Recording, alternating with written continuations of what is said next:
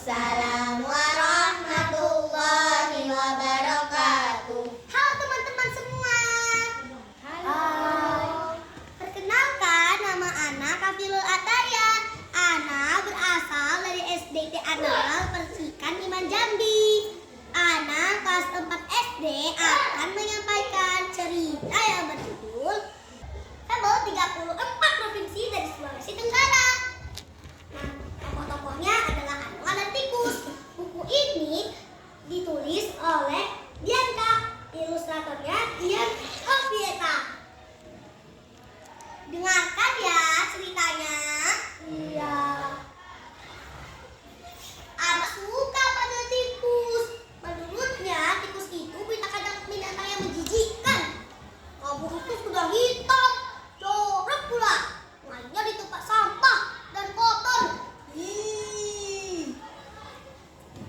Anoa mengentingkan daunnya. Tikus tentu saja sebal dengan perkataan Anoa. Namun dia tak mau ambil pusing. Pokoknya jangan ambil aku. Terserah kamu mengatakan aku apa, tapi jangan ambil aku. Tikus. Kasian ya tikusnya. Tapi Anoa tak bisa menahan diri. Setiap kali melihat tikus, dia merasa jengkel. Padahal tikus tak melakukan apa-apa padanya. Berkali-kali Anoa melakukan hal-hal yang menyakiti tikus. Nah kali Anoa pernah menutupi lubang rumah tikus dengan batu-batu, menginjak makanan tikus, dan mengejar-kejar tikus.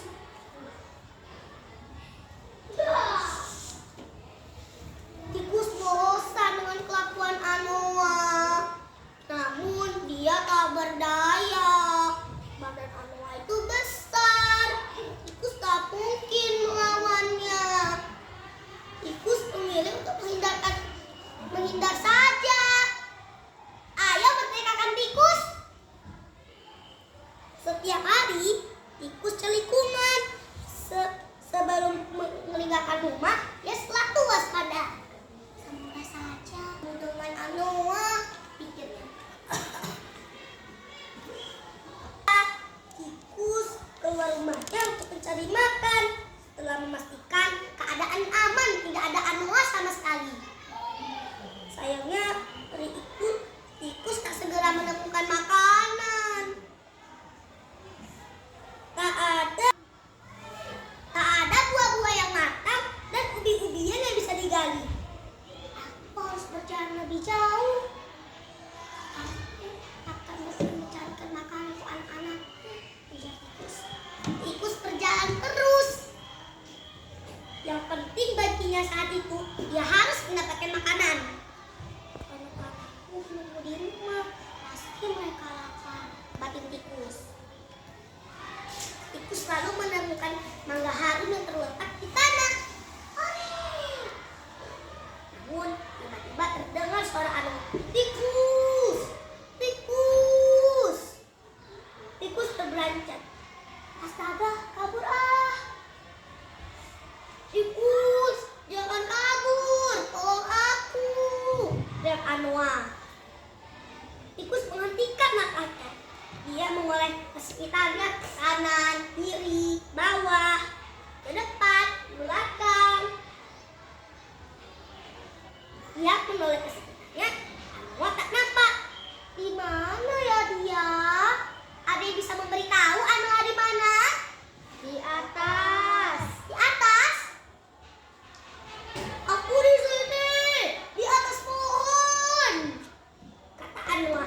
Tikus pun mendongak. Hah? Bagaimana kamu bisa sampai ke atas sana? Anoa terperangkap dalam jaring pemburu. Jaring itu tergantung di pohon mangga yang tinggi. Anoa tak bisa keluar. Itu azabnya. Tolong, keluarkan aku tikus. Mohon. Ratap Anoa. Tikus buru-buru memanjat. Dengan giginya, ia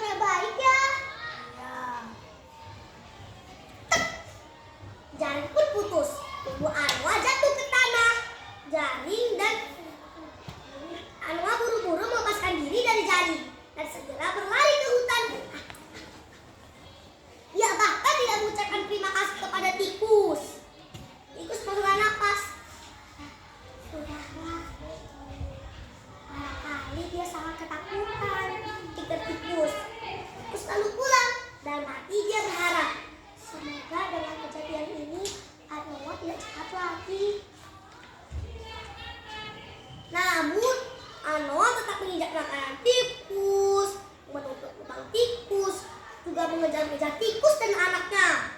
Anoa sama sekali tak berubah. Aku harus menolong siapa pun yang berusaha untuk mengharap balasan. Tikus pun berusaha ikhlas.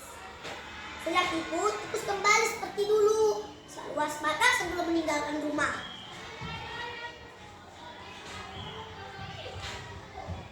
Suatu siang yang terik, tikus keluar untuk mencari air. Tikus merasa aneh. Mengapa hawanya panas sekali ya? Tikus mendongak ke langit. Cuaca mendung. Kenapa bisa udaranya panas? Tikus lalu melihat ke barat. Dari kejauhan, dia melihat sesuatu berwarna jingga. Apa itu? Matanya membulat. Oh, api besar! Ya tikus. Tikus buru-buru kembali ke rumahnya. Dalam perjalanan, dia bertemu Anoa. Tikus, ada kebakaran! Seru Anoa. Tikus terus berlari. Dan Anoa pun mengikutinya. Mengapa kamu mengikutiku? Tikus mengerem langkahnya. Tolong izinkan aku masuk ke rumahmu. Wajah Anoa melemas. Tikus mengeringit. Apa? Kemarin waktu aku menolongmu, kamu tidak mengucapkan terima kasih. Kamu bahkan terus menggangguku. Pungut tikus. Anoa tak menjawab. Namun wajah terpucat dan air matanya nyaris tumpah. Melihat Anoa, tikus tak tega. Baiklah, cepat aku akan meminta teman-temanku untuk menggali lubang untukmu. Anoa setuju. Mereka berdua pun berlari menjauhi api. Mereka berdua sampai ke rumah tikus. Tunggulah di sini, perintah tikus. Anoa mengangguk, walaupun mukanya masih tampak cemas. Secepat kilat, tikus masuk ke dalam tanah. Tikus mengumpulkan teman-temannya. Tanya tikus. Tikus lain saling berpandang. Tolong tidak ya. Mereka tapak tidur.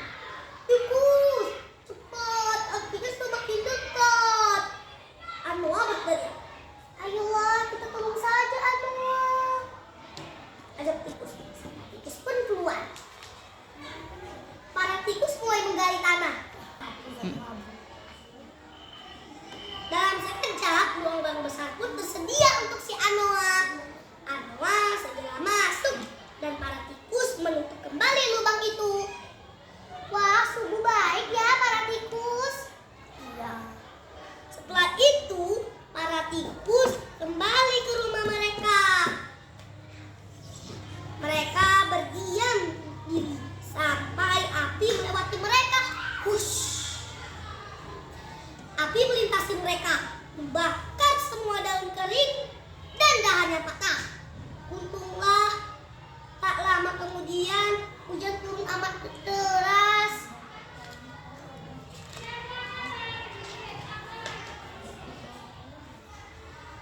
Setelah beberapa saat, tikus mengintip dari lubang.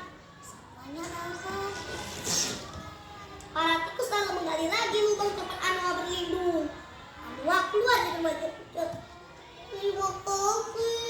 Terima kasih sekali. Ujar Anoa berkali-kali. Sejak saat itu, Anoa bersahabat dengan tikus. Tak jarang dia membakar buah-buahan untuk tikus dan teman-temannya. Tikus pun hidup senang. Hidupnya sekarang aman dan nyaman. Hikmah yang dapat kita ambil dari kisah ini adalah kita tidak boleh meremehkan orang lain, karena orang itu bisa saja membantu kita di saat saat kita membutuhkan mereka. Jadi jangan menghina orang lain ya, karena mereka jorok atau apa. Kita ini kan sama-sama semuanya teman, tidak peduli hewan atau manusia. Jadi kita